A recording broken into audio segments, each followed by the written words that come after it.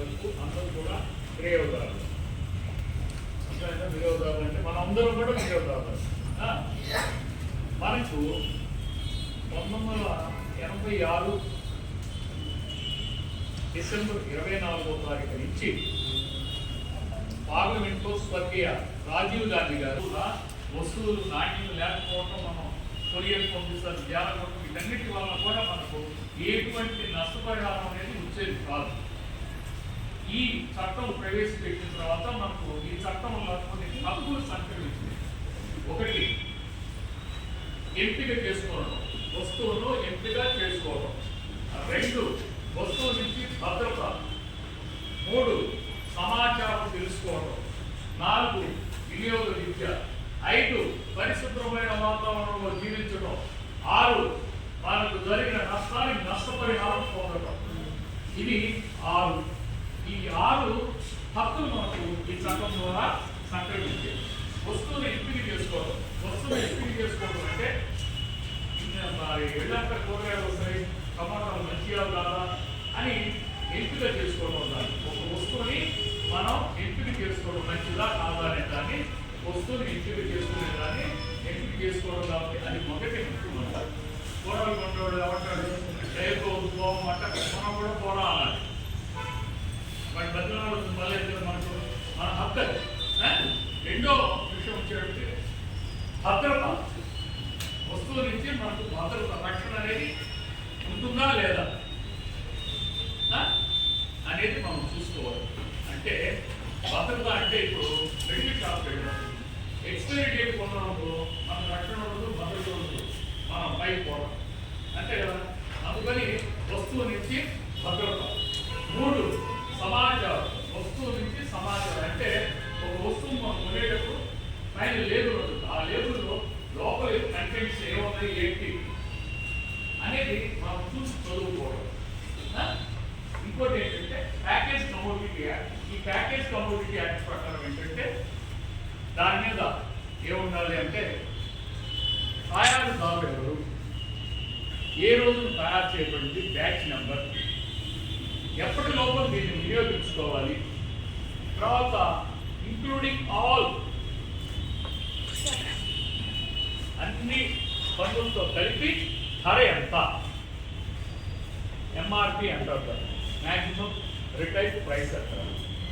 అదొకటి. ఇవన్నీ కూడా దాని మీద ఉండాలి. తర్వాత దానివల్ల నీకు నష్టం జరిగిందనుకో కస్టమర్ కేర్ అనేది ఒక సెల్ నెంబర్ ఇస్తారు. రెండోది ఐడి కూడా ఇస్తాడు. కంపెనీ యొక్క ఐడి కూడా ఉంటుందన్నమాట. అంటే మెయిల్ ఐడి అనేది దానిపై మీరు ఫిర్యాదు చేయవచ్చు.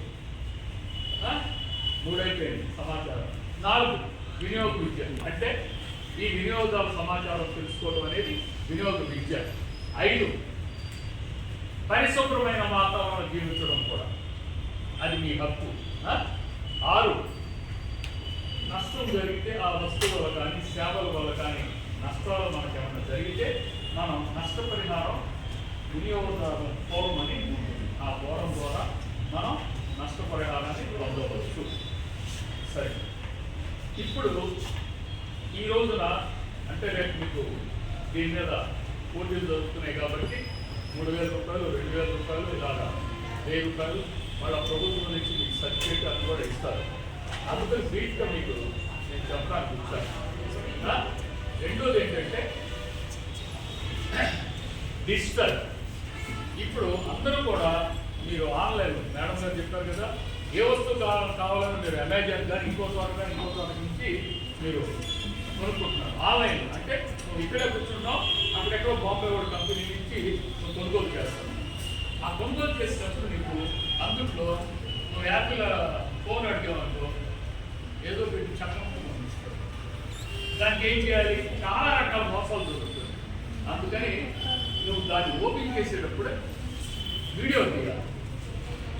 ఎందుకంటే మనం నాకు జరిగిన నష్టానికి నష్టపరిహారం మనం పొందాలంటే కొనుగోలు చేసిన వస్తువు యొక్క ఖరీదు రసీదు ద్వారా ఉండాలి. అదేంటి నేను ఇక్కడ కొట్టేస్తాను కాబట్టి నీ ఫోన్లో ఉంటుంది. రెండో విషయానికి వచ్చేటప్పటికి వాడు పంపించింది మనకు చేరింది లేనిది, అందులో మనం అడిగింది ఉంది లేనిది అనేది మనం చేయడం వల్ల ఏమవుతుందంటే మీకు ఒక విధమైన ఎవిడెన్స్ అందరూ తెలుసుకున్న పారేయాలని ఆ ఓటీ నెంబర్ తీసుకునే వాడు స్కానర్ ఉంటుంది. ఆ స్కానర్ స్కాన్ చేసేసేటప్పటికి మీ బ్యాంకులో అకౌంట్ పోతుంది. ఫ్రెండ్ ఉంటాయి నేను ఎవరికి మీ ఫోన్లో తెచ్చి ఇప్పుడు డిజిటల్ పేమెంట్స్ అని వచ్చింది. గూగుల్ పే కానీ ఫోన్పే ఈ కొత్తోడు ఏం చేస్తున్నాడు చూపిస్తాడు, చూపిస్తుందా లేదా అని చూపిస్తాడు. అవునా? మరి టికెట్ ఎలా లోపల 2,000 పెట్టగానే మాడిపోతుంది. మాడిపోయినప్పుడు మేము ఏమంటుంది ఇచ్చినా అంటే నేను వెళ్ళను అంటాను. ఎందుకు పని చూపించాడు అందువల్ల దానివల్ల ఏంటి నువ్వు పరీక్షడు కుటుంబ పరీక్షలు చదువుకోలేదు రాయలేదు, దానివల్ల నీకు నష్టం జరిగింది. అప్పుడు ఏం చేయాలంటే ముందు కంపెనీ వాడు మ్యానుఫ్యాక్చరర్ ఉంటాడు, లేకపోతే డిస్ట్రిబ్యూటర్ వస్తాడు.